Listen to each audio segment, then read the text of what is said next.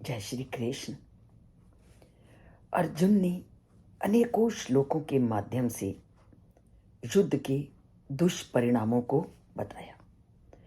अर्जुन के द्वारा बताए गए इन दुष्परिणामों का वर्णन जो अर्जुन ने किया, अगर हम इसको दूसरे पक्ष में देखें कि अगर अन्याय करने वाले लोगों को छोड़ दिया जाए, अनीति अधर्म का पालन करने वाले लोगों के साथ उचित व्यवहार न किया जाए तो समाज की क्या स्थिति होगी।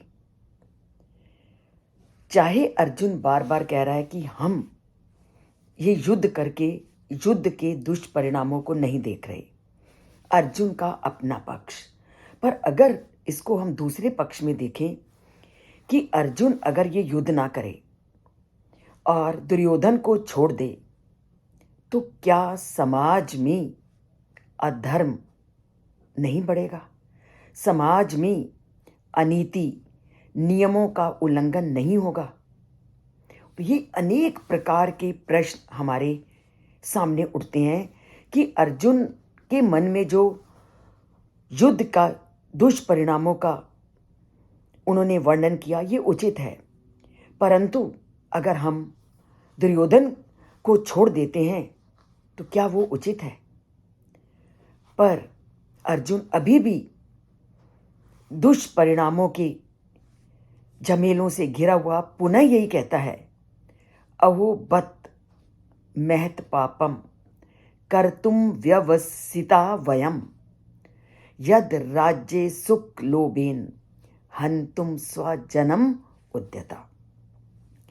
अभी भी वो परिस्थिति को पूरी तरह से नहीं समझ रहा और वो बार बार यही कह रहा है, अहो बड़े दुख की बात, और हमने बहुत बड़ा पाप किया है। व्यवसिता जो बहुत बड़े पाप करने में लग गए हैं कि एक राज्य के सुख के लिए और लोभ के कारण हम अपने लोगों को मारने के लिए तैयार हो गए हैं। अर्जुन के मन में सबसे बड़ा दुख है कि उसे इस युद्ध के अगर होता है तो उसे अपने अनेक लोगों से हाथ धोना पड़ेगा, उसके आचरणीय उसके द्वारा पूजनीय गुरुजनों का पितामह का नाश होगा और परिवार के वयोवृद्धों का नाश होगा।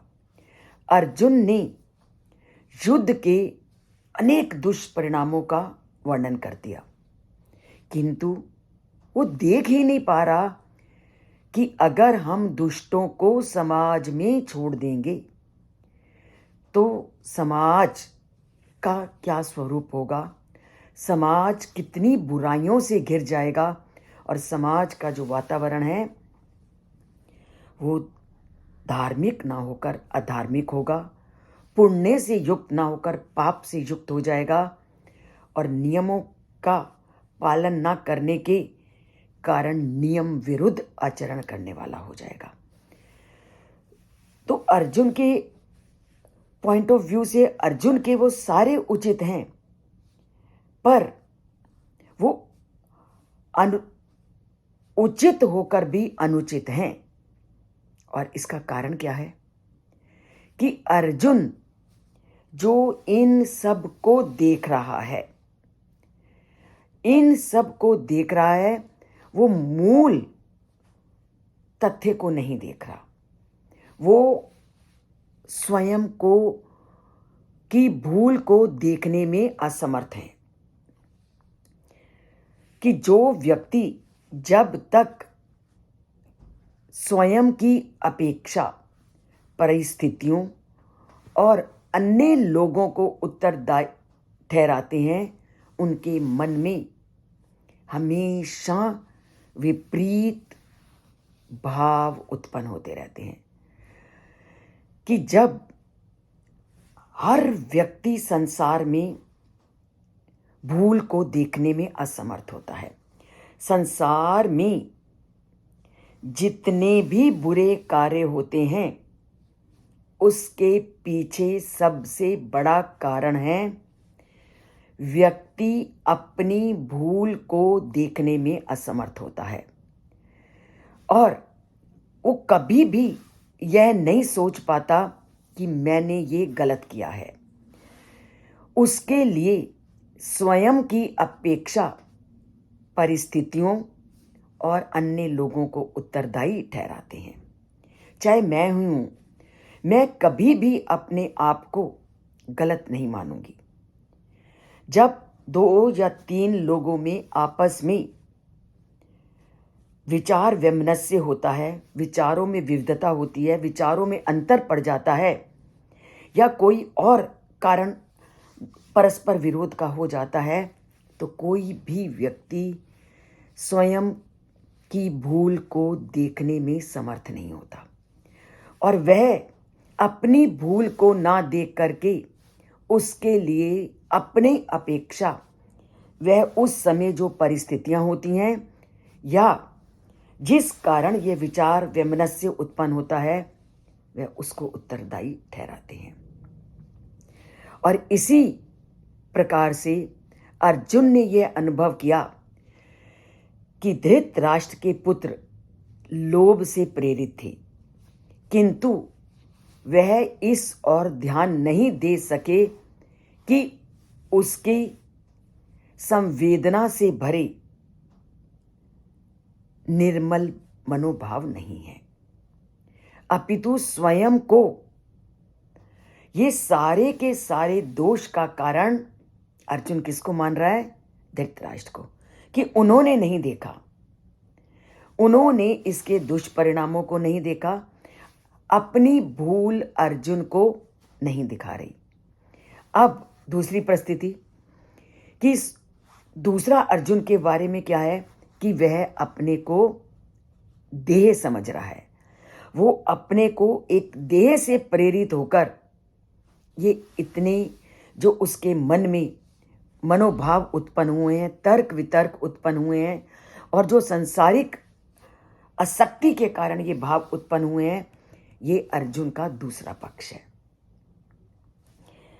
संसार में एक तो व्यक्ति अपनी भूल को नहीं मानता, दूसरा वह स्वयं की अपेक्षा परिस्थितियों और अन्य लोगों को उत्तरदायी मानता है। आप खुद ही अपने अंदर झांक कर देखो या मैं अपने अंदर झांक करके देखूं, या जब भी 2 या 2 से अधिक लोगों में परस्पर झगड़ा होता है तो कभी भी किसी व्यक्ति ने अपनी गलती को कभी नहीं माना। वो ऐसी परिस्थिति में हमेशा या तो परिस्थिति को उत्तरदायी मानती है या दूसरे पक्ष की गलती मानती है। और ये संसार में हम प्रतिदिन देखते हैं। और अगर ऐसा ना हो तो व्यक्ति अपनी भूल को अगर मान जाए, अपनी गलती को जिस दिन व्यक्ति ने पहचानना शुरू कर दिया तो ये सारी भेदभाव की दीवार समाप्त हो जाएगी। दूसरा, व्यक्ति ये समझ करके कार्य करे कि मैं शरीर नहीं हूं। अपने आप को जिस दिन हम शरीर मानने की अज्ञानता कर लेते हैं और सारी चीज़ों को सांसारिक आसक्ति पर आधारित कर देते हैं, तो उसी समय व्यक्ति इस उलझनमयी परिस्थिति में आता है। तो इस उलझनमयी परिस्थिति में हमें कौन उबार सकता है? अगर हम उस परमात्मा से अपना नाता जोड़ लेंगे और अपने आप को संसारिकता से ऊंचा उठा लेंगे और अपनी भूल को भी देखने का प्रयास करेंगे। जिस दिन हमने अपनी भूल देख ली तो ये युद्धों का विनाश अपने आप हो जाएगा। तो क्या करना है? हमने आज से दूसरों की गलतियों की अपेक्षा अपने अंदर झांक करके देखना है कि क्या हम ठीक हैं या गलत। जिस दिन व्यक्ति ने अपने को पहचानना शुरू कर दिया तो ये भेदभाव की दीवार अपने आप समाप्त हो जाएगी। तो इसके लिए गीता के रहस्यों को जानिए, ज्ञान को समझिए, उसी के अनुसार जीवन को चलाइए, तो झगड़ों की समाप्ति अपने आप होगी। और परिस्थिति को उत्तरदायी मत मानिए और अपने आप को पहचानिए कि मैं तो कहीं गलत नहीं था। अपनी भूल को मानने का प्रयत्न कीजिए। इन सब बातों की जानने के लिए आपको चैनल से जुड़ना पड़ेगा, उस परमात्मा से नाता जोड़ना पड़ेगा, और ये तभी होगा जब आप गीता के श्लोकों को सुनेंगे, समझेंगे और परमपिता परमात्मा के साथ नाता जोड़ेंगे। इसके लिए चैनल से जुड़िए, इसे सब्सक्राइब कीजिए। अगर नहीं करना, सब्सक्राइब एक बार करना है, लाइक आपकी इच्छा पर, आपके इंटरेस्ट पर। तो जय श्री कृष्ण बोलिए और लाइक का बटन दबाते जाइए।